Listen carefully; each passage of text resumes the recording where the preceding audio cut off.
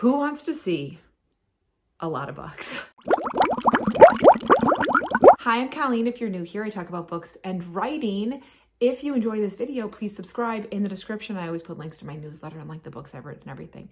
Today, we're going to talk about all the books that I got for Christmas, the majority of which I did purchase for myself because I am Santa at my house. But I did get some books from my brother-in-law and my aunt and a lot of other fun things to go over. And you know what?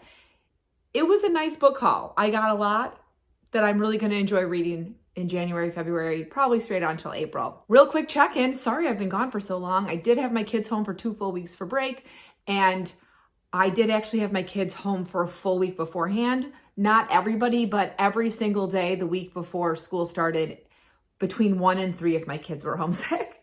So it was a bit of a rocky holiday season. One of my kids was really sick on Christmas, like threw up at 5:45 in the morning, was up all night coughing, which made Christmas Eve very interesting for me and my husband. But we are all healthy, knock on wood. Hopefully we will stay that way for a little while. And now I can go back to filming because I don't have 4 kids home coughing. I got 12 books for Christmas, and we're going to start with the huge pile of historical romance mass market novels I got. I don't know if you are a historical romance reader or mass market romance reader, but there's been a huge issue lately that publishers are no longer publishing mass market, which is upsetting because if you're like me and you prefer a paperback copy to an ebook, I don't necessarily want to get a trade paperback with how often I consume romance novels and how quickly I consume them. I really like the mass market. I like the fact that they fit in my purse, which trade do not because I have a narrow purse. So that's just my little tirade of if you love historical romance mass markets, buy them, buy backlist, because if publishers see that backlists are selling, they'll bring it back. We're going to start with 2 books I'm almost done with. The first one I am done with. It's An Heiress for All Seasons by Sophie Jordan. This is a Christmas novella, so I did start this on December 26th, and I think read it like in a day and a half. It's in the Debutante Files series, which is the new Sophie Jordan series I started reading, and now I'm already almost done with it because it was a short series, 2 novels in it, novella. So I read the novella already, and I'm almost done with the novel, which is A Good Debutante's Guide to Ruin. So I did that in true Colleen fashion. I read this series completely backwards. I read book 2 first, then I read the novella, which is like 1.5, and then I read book 1. And I've got like 75 pages left, I think, in this book, which I am going to finish today when my kids are at school because I am going to give myself some reading time in between all the filming, writing, editing, cleaning I have to do now that I'm finally alone for more than 5 minutes. Next, I did get myself 2 Lindsay Sands books in the Highland Bride series. So the first one I got is Surrender to the Highlander, and the second one I got is The Highlands Promise. And I did notice that The Highlands Promise, it has a step back, but it's not like a traditional step back. I was going to be like, how do you get a step back from that? That's pretty racy already. So this series, if you've been following along, I've been reading out of order pretty much. I read the first 3 in order, and then I've just kind of been reading them. And I did grab, I think I'm like trying to catch myself up to order. So I think I read like 1, 2, 3, 5, 7, and this might be 4 and 6. I'm not 100% certain. If you are a Clan Sans person and you know what numbers these are, pop it in the comments for me because I don't really want to go like grab my laptop and look it up. This is Ole's book, who I have been looking forward to reading his because he's like the dark horse brother who seems like he has a really bad past. And we love an emotionally damaged man. And this one is Edith and then Niels Buchanan. I can't remember which brother Niels is. There's a lot of brothers. There's like 7, something insane like that. But can't wait to read these. If you follow me on Blue Sky, which you probably don't because it's a relatively new social media site, about a month ago, maybe a month and a half ago, I literally asked everybody to tell me who their favorite historical romance authors were, who were maybe not as well known. And for me, like, I feel like the queens that everybody knows who they are like Lisa Kleypas, Tessa Dare, Sarah McLean, Beverly Jenkins, and maybe like, I don't know, like Sophie Jordan.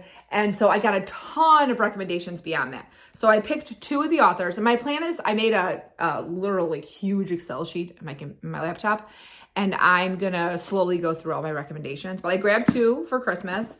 The first is Lord Holt Takes a Bride by Vivian Lorette, which I want to give a try to. And Sophie Jordan has a quote on the front, so that's always good.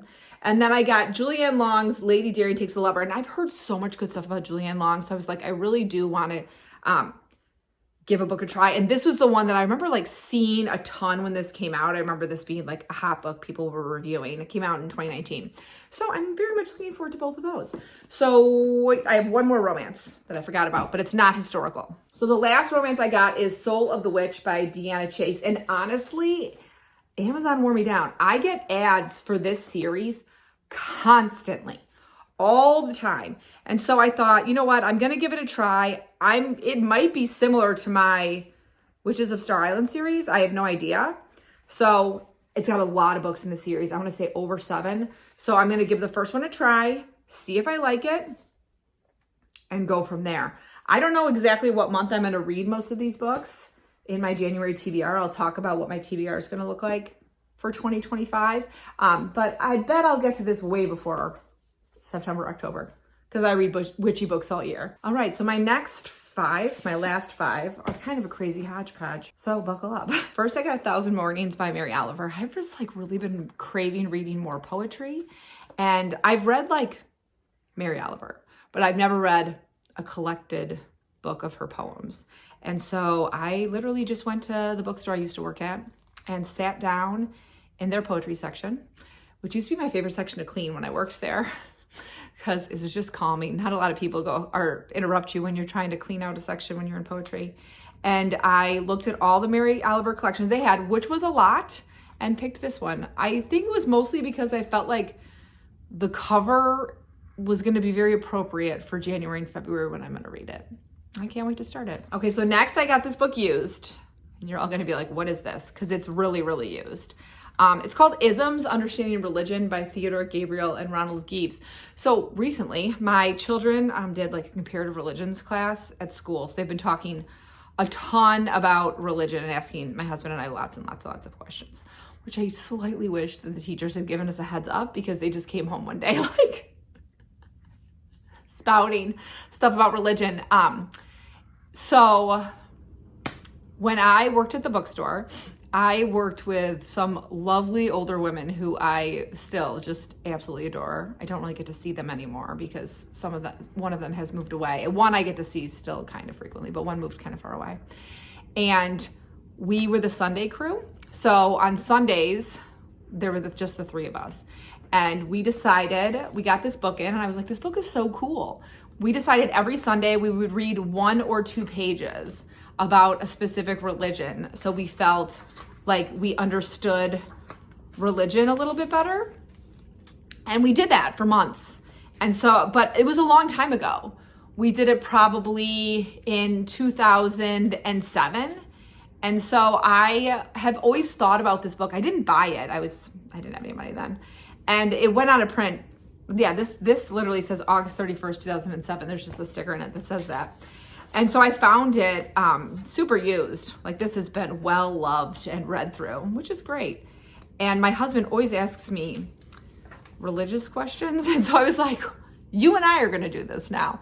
So isms, you're going to watch, my next books are all going to be like people from fringe religions no one's ever heard of. Okay, so the next 3 books are books I got as gifts. Now, 2 of them, I was very specific. In my family's quite big because I'm one of 5 siblings and 4 of us are married and we have a lot of children. So we draw names for like the aunts and uncles, like my generation.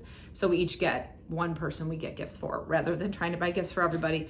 And so my sister's husband drew me and he was like, what do you want? And I made him laugh very hard because I said, I really need dish towels, which he got me 2 lovely dish towels that are very absorbent. And then I was like, and then there's these 2 books I would like. And so the first is The Wood at Midwinter by Susanna Clarke. And I already read it. And it's a beautifully illustrated short story that reminds me slightly of The Tales of Beetle and Bard, if you ever read those by J.K. Rowling. This was my first Susanna Clarke. Dr. Strange and Mr. Norrell, or I always flip who the doctor is, I can't remember if that's correct, came out when I worked at the bookstore. And I just didn't read it. I was working in the children's department at that time. And I would like to read Piranesi, but I just haven't picked it up. So when I saw this was coming out, I was like, oh, I'll get this and see whether or not I like her writing style. Honestly, I wanted this mostly because it's beautiful, and I think I am going to kind of use it as like winter decor in my house. I'm going to put it up there on the mantle after I'm done displaying it to you. In terms, I'll give you a full review in my December wrap up, but in terms of it, it's not a novella. It's like a picture book. So don't buy it thinking that you're going to spend, you know, more than 15 minutes reading the text. It was probably more like 7 minutes. And then the other book I asked for was Leaves, Roots, and Fruits by Nicole John Z. Burke. I've also already started reading this. I've talked about it before in this channel, but I like to have a kitchen garden, and last year my kitchen garden was horrible. I kept joking with my husband that if we were pioneers, we would have been losing our minds because we got no gourds, we got no zucchini. I did grow tomatoes this year because I wanted to take a break because I usually get thousands of tomatoes, which are just kind of hard to deal with.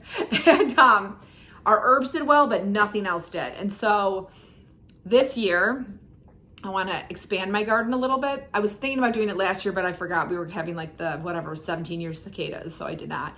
And so this year, I want to expand the garden. I want to be a little bit more thorough about the diversity of the food I'm planting. And this actually, so far, I've really enjoyed a lot how she talks about building your garden with like root vegetables, leafy greens, other like tomato plants, stuff like that. I think it's gonna be very helpful. And then lastly, my husband's aunt, who I adore, who is an amazing gardener, like she lives in a city, and her backyard is like all food. And she used to keep bees also, but she stopped keeping bees for a couple reasons. One, she had a child move into her block who was allergic to bees. And then she was like considering not keeping them anymore. And literally like a couple months after that happened, we had a polar vortex, and her entire, hive died, didn't survive the polar vortex. And so she decided that was kind of like a sign. But she got me The Garden Against Time by Olivia Lang. And it's a memoir about a woman who is restoring an 18th century walled garden in Suffolk. And she was also going to talk about literary gardens and famous gardens. Like it's kind of like a nonfiction look at gardening. And I'm really looking forward to it. I think it'll be pretty fun. Could you imagine how wonderful it would be to have an 18th century walled garden? You just don't get that kind of stuff in the United States. So that is my great holiday book haul. I'm very excited to read everything. Obviously, I've already read 2 books and I'm almost done with a third. And a lot of those books are going to be on my January TBR in February and March and April. And hopefully by about June, I will have read all of them. That's what I usually like to do. But if you had a great holiday book haul, please tell me about it. What was the best book you got? Have you read any of the ones that I got? What do you think I should read next after I finish those Sophie Jordan ones? Honestly, I think I am going to take a little break from historical romance because I read so much romance in December, which you'll see in my wrap up in a couple of videos. It was all romance all the time. So I think I might take a little break from romance, and then I'll probably be back on it in like 2 weeks, definitely before the month is over. If you made it this far in the video and you don't want to write words, I will take a snowflake emoji because after having no snow over break, the first day my kids go back to school, we have like an inch of snow and we're supposed to get like 3 more inches this afternoon. And like all those days they couldn't play in the snow, and now they have to go back to school when we actually have snow. Karma, or no, not karma. It's ironic. All right, as always, I hope you're in the middle of a good book, about to start reading a good book, or about to start writing a great book. I'll see you soon.